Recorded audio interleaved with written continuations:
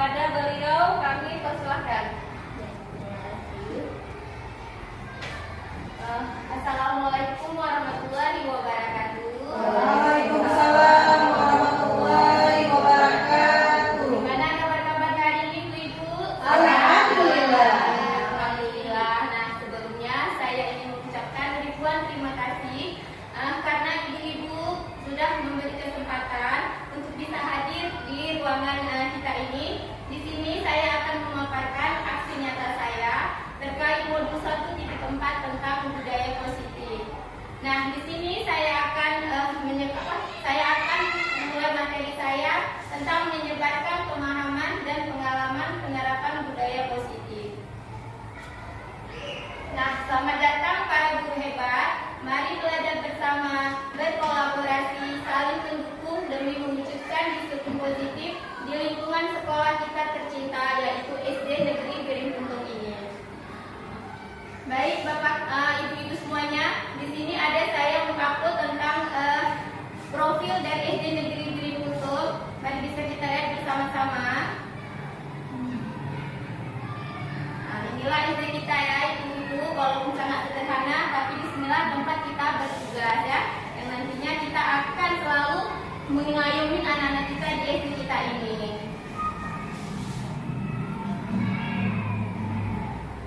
Nah, adapun lanjutan dari konsep kita hari ini yaitu konsep utama modul budaya positif yang nantinya akan saya paparkan satu persatu.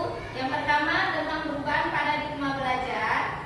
Di samping itu ada juga disiplin positif dan kebutuhan dasar manusia. Nah, selanjutnya ada motivasi perilaku manusia, disusul dengan posisi kontrol restitusi, terus ada keyakinan kelas dan segitiga restitusi. Baik, Ibu-Ibu semua, di sini yang pertama saya akan memaparkan tentang pembelajaran dengan paradigma baru. Nah, pembelajaran dengan paradigma baru dirancang berdasarkan prinsip pembelajaran yang berdiferensiasi sehingga setiap murid belajar sesuai dengan kebutuhan dari tahap perkembangan murid untuk mewujudkan profil belajar Pancasila. Kita mungkin sebagai guru telah mengetahui bahwa profil belajar Pancasila itu ada 6 ya, Ibu ya. Yang pertama mungkin beriman kepada Tuhan Yang Maha Esa. Selanjutnya ada mandiri, terus bernalar kritis, kreatif, bergotong royong, dan kebinekaan global. Nah, itu merupakan tentang profil pelajar Pancasila yang pastinya kita sebagai guru akan menerapkan profil Pancasila ini ya, Ibu ya. Selanjutnya ada disiplin positif. Tentunya kita sebagai guru mengetahui positif itu seperti apa, disiplin itu juga seperti apa. Nah, di sini saya akan memaparkan dalam budaya kita, makna kata disiplin itu sangat dimaknai menjadi sesuatu yang dilakukan seseorang pada orang lain.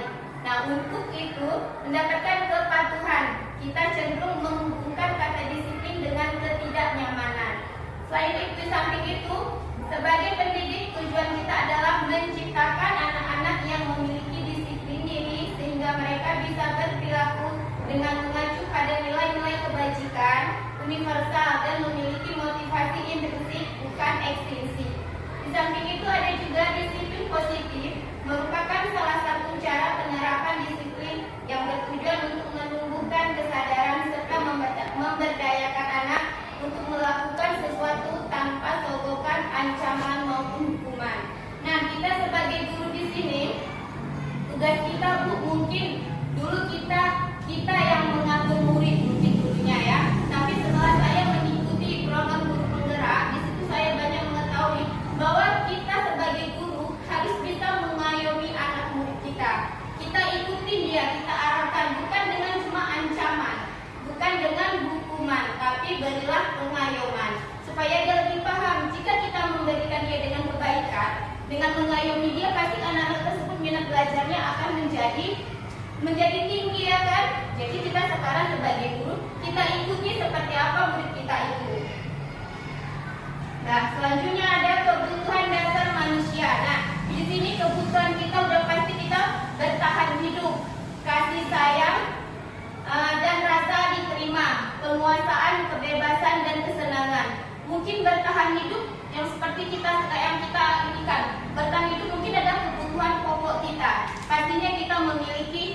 kita perlu makan, ya, kita perlu tempat tinggal, kita perlu kebutuhan yang lain. Di situ juga samping itu anak-anak juga memerlukan seperti itu. Contohnya, murid memerlukan tempat sekolah, tempat kelas yang nyaman. Jadi kita sebagai guru hiaslah kelas agar murid kita merasa nyaman. Terus kasih sayang dan rasa diterima. Pastinya kita juga ingin seperti itu. Begitu juga sama murid kita. Kita sayanglah sama murid kita seperti anak kita sendiri, ibu-ibu.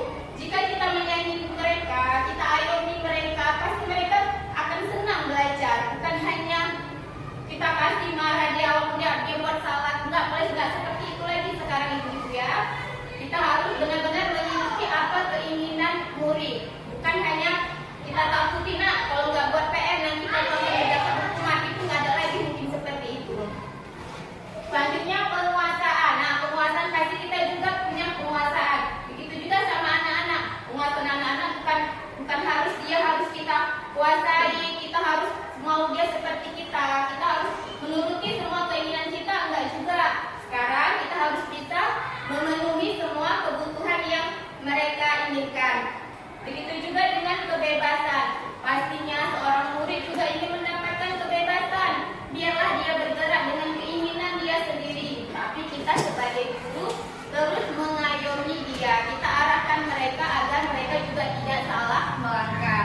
Dan kesenangan. Nah, kesenangan di sini pastinya jika anak-anak merasa senang, pasti mereka juga akan merasa minat belajarnya lebih tinggi jika mereka merasa senang. Ya, ibu ya. Nah, selanjutnya ada motivasi perilaku manusia. Nah, di sini motivasi merupakan dorongan yang timbul pada diri seseorang secara sadar atau tidak sadar untuk melakukan suatu tindakan dengan tujuan tertentu. Nah, di sini kita bisa menghindari ketidaknyamanan dan hukuman. Murid melakukan disiplin diri karena dia takut dihukum. Ini merupakan motivasi M6A. Seperti ini, ibu-ibu semuanya. Pasti murid akan takut jika kita memberi dia hukuman. Mungkinkah dia apa dia merasa nyaman jika dia belajar karena takut ancaman kita? Pastinya tidak, kan? Hanya kita selalu memberikan motivasi kepada dia. Kita ikuti apa keinginan dia. Jika kita ikuti keinginan murid tersebut, pasti anak tersebut akan belajar dengan nyaman, pasti akan menyenangkan. Nah, selain itu ada mendapatkan imbalan atau penghargaan dari orang lain. Murid melakukan disiplin karena dia ingin mendapatkan imbalan. Ini merupakan motivasi M6.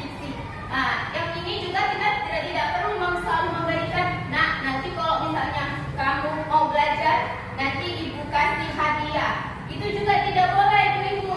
Karena apa? Jika kita selalu memberikan dia motivasi untuk mendapatkan hadiah, nanti besok-besoknya saat kita nggak memberikan dia hadiah, pasti dia juga tidak belajar, ya kan? Jadi bukan dengan seperti kita memberikan penghargaan juga. Biarlah dia, maksudnya kita ikutin aja kemauan dia seperti apa, yang pastinya kita tetap mengarahkan dia. Nah, di sini juga ada menghargai nilai-nilai kebajikan diri sendiri. Murid melakukan disiplin diri karena sadar akan kebajikan dirinya. Ini merupakan motivasi implisit yang sama seperti saya bilang tadi. Jika murid merasa senang, jika murid belajar dengan tenang, bukan tanpa dengan ancaman kita, pasti dia akan belajar dengan nyaman. Nah, di sini ada konsep disiplin dengan identitas gagal. Nah, di sini seringkali kita sebagai guru pasti memberikan hukuman, ya. Pasti memberikan hukuman. Misalnya, hukuman itu bukan hanya buat anak itu down pastinya.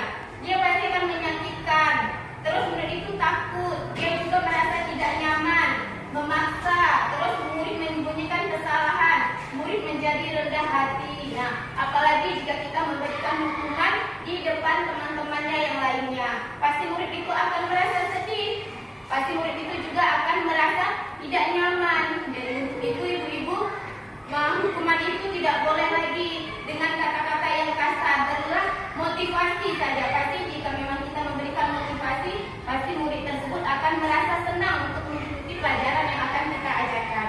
Nah, di sini tadi ada penghargaan tidak efektif, merusak hubungan sifat diri, terus mematikan kreativitas, terus menghukum dengan sistem ranking, terus merampas hak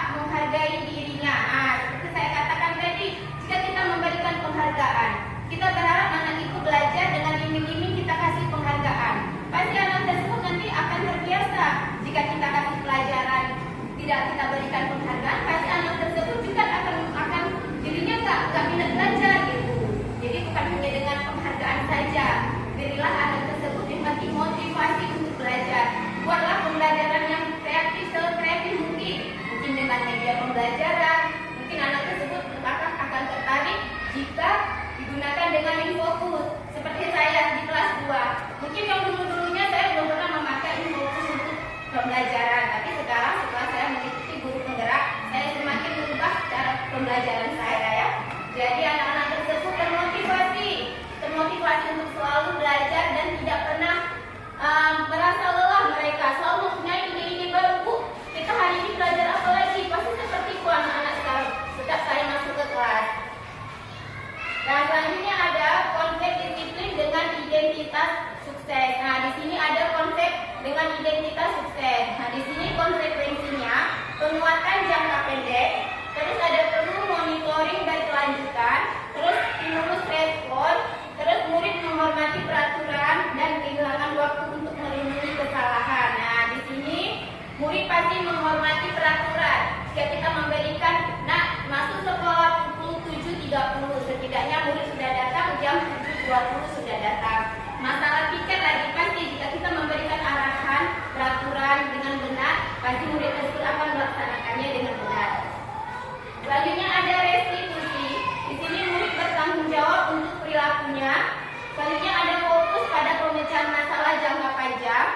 Terus ada murid menghormati dirinya dan orang lain. Terus ada teori kontrol, dirinya memegang kontrol, dan murid bersemangat memperbaiki kesalahan. Nah, pastinya murid akan memperbaiki kesalahannya jika dia memang merasa bersalah. Tapi kita sebagai guru tetap mengarahkan dia untuk menjadi yang lebih baik. Baik, di sini ada konsep disiplin pendekatan restitusi. Nah, di sini sebuah cara menanamkan disiplin positif pada murid. Ada tentang pengertian restitusi. Di sini ada restitusi adalah proses menciptakan kondisi bagi murid untuk memperbaiki kesalahan mereka sehingga mereka bisa kembali pada kelompok mereka dengan karakter yang lebih kuat. Adapun ciri-ciri restitusi di sini bukan menebus kesalahan namun belajar dari kesalahan. Nah, anak-anak murid pasti seperti itu, dia bukan menebus kesalahan tapi dia belajar dari kesalahan yang pernah dia lakukan.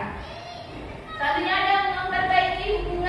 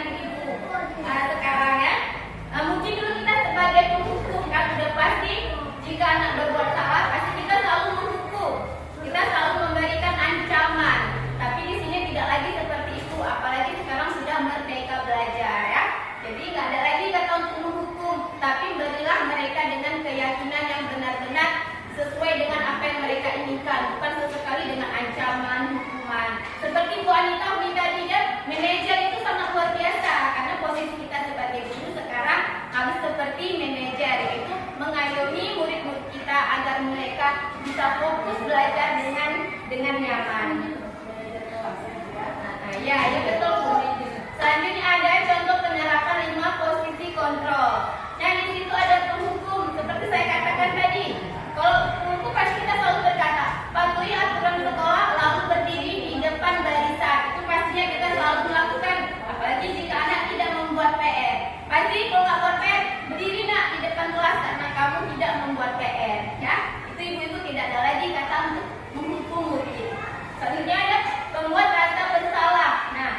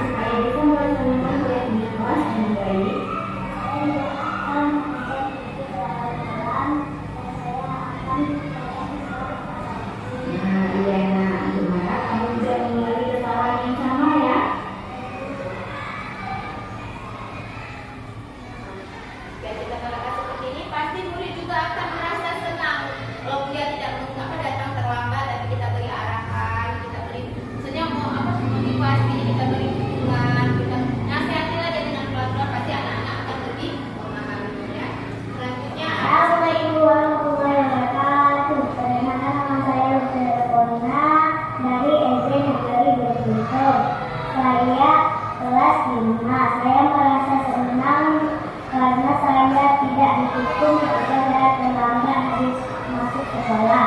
Saya cuma diberi arahan dan diajak untuk memperbaiki diri atas kesalahan yang saya lakukan. Terima kasih Bu Lydia.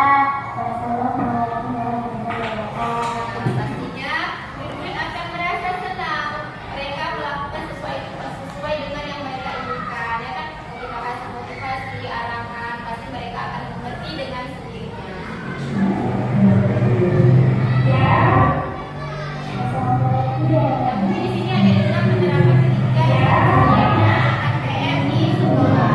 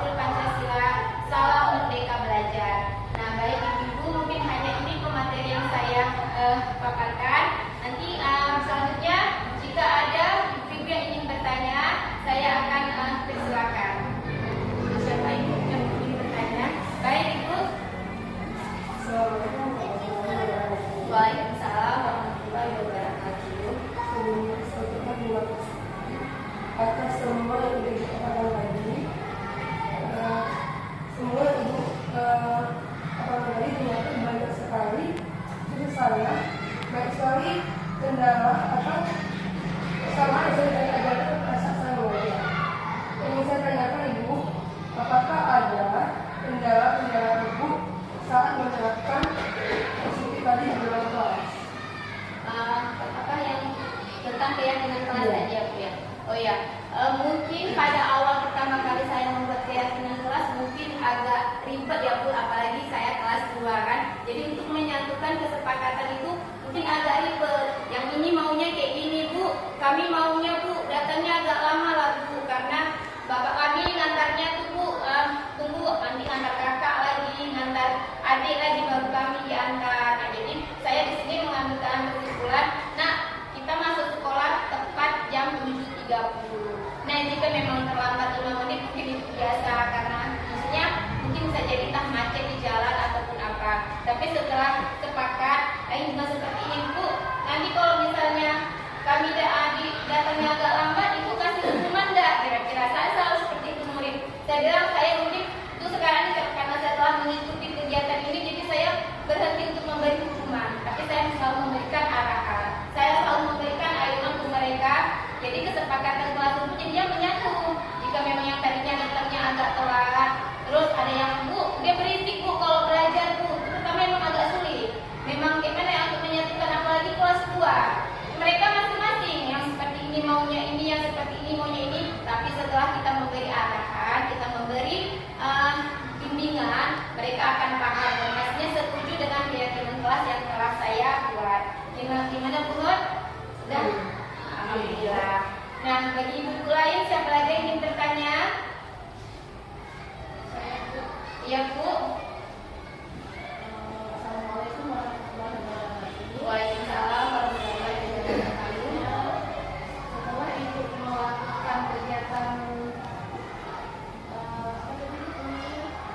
keyakinan kelas ini, apakah ada dampaknya perubahan dari siswa tadi yang sering melakukan kesalahan? Apakah ada dampaknya?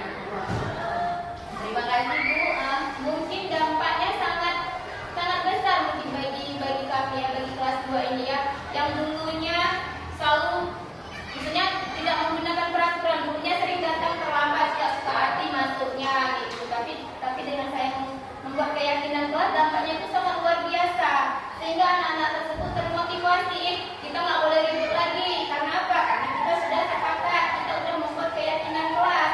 Jadi nggak ada lagi kata untuk ribut, mereka udah paham. Nggak kayak kita bilang, nah jangan ribut, jangan berisik, itu nggak ada lagi. Karena kita sudah menempel, saya selalu memberikan kertas agar mereka selalu membuat, ya pasti ini keyakinan kelas kita, kesepakatan kita. Selalu saya tempelkan ke depan, anak-anak tersebut sudah paham. Tanpa saya memberitahu lagi, hanya bilang dengan hitungan 1, 2, 3, mereka udah paham. Oh ya Bu, kesepakatan kelas kita Bu. Anak-anak tersebut sudah paham. Jadi bagi saya dengan adanya keyakinan kelas itu sangat berdampak besar bagi diri saya Bu.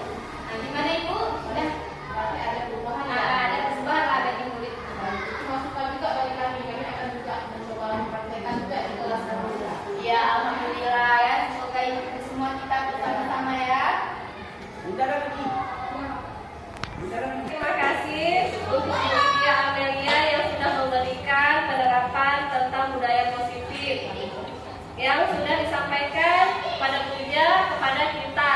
Semoga kita mendapat manfaatnya dan kita juga bisa menjalaninya. Terima kasih. Assalamualaikum warahmatullahi wabarakatuh. Waalaikumsalam warahmatullahi wabarakatuh.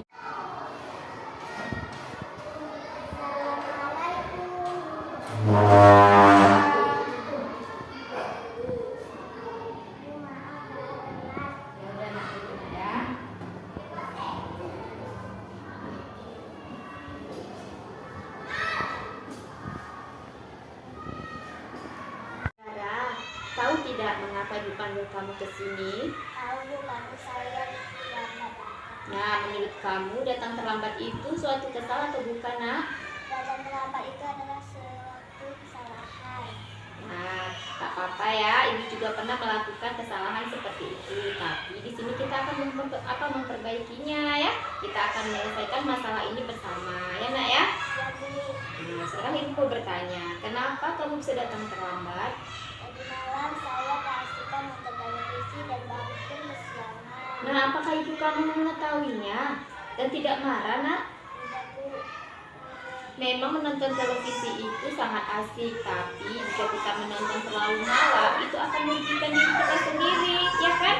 Nah, sekarang mau bertanya, masih ingat nggak tentang keyakinan kelas yang pernah kita buat di awal semester?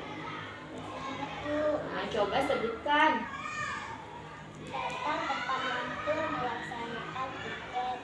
Nah, kamu tahu apakah keyakinan kelas itu harus dilaksanakan dengan baik? Nah, apa yang akan kamu lakukan supaya bisa melaksanakan keyakinan kelas dengan baik? Saya tidak akan menonton TV terlalu malam dan saya akan datang ke sekolah tepat waktu. Nah, iya nak, Ibu harap kamu tidak mengulangi kesalahan yang sama ya.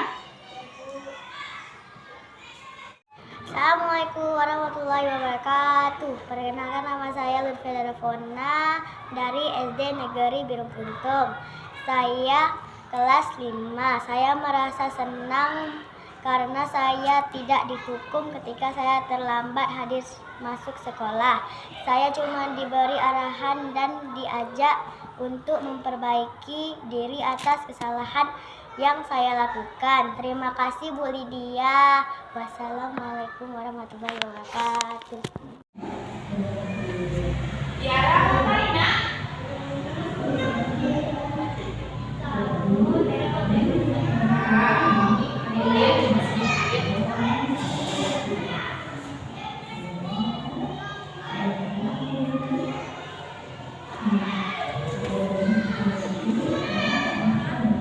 Tiara buat PR matematikanya di sekolah. Kenapa nggak buat di rumah? Pasti ada alasannya.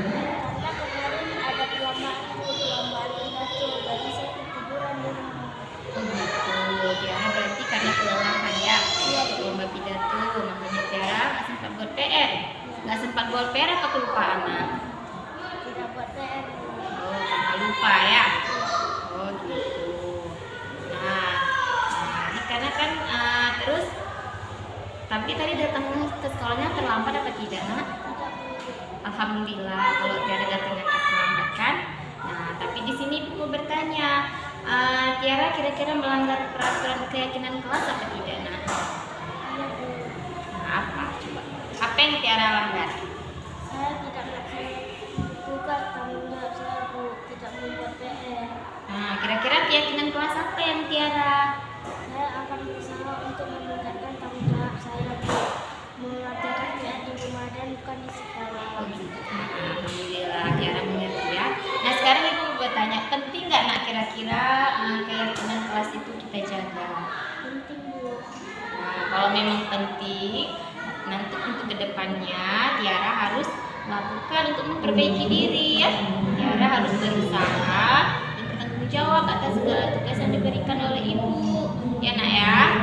Nah sekarang Ibu mau bertanya lagi. Kira-kira kedepannya Tiara harus berbuat seperti apa?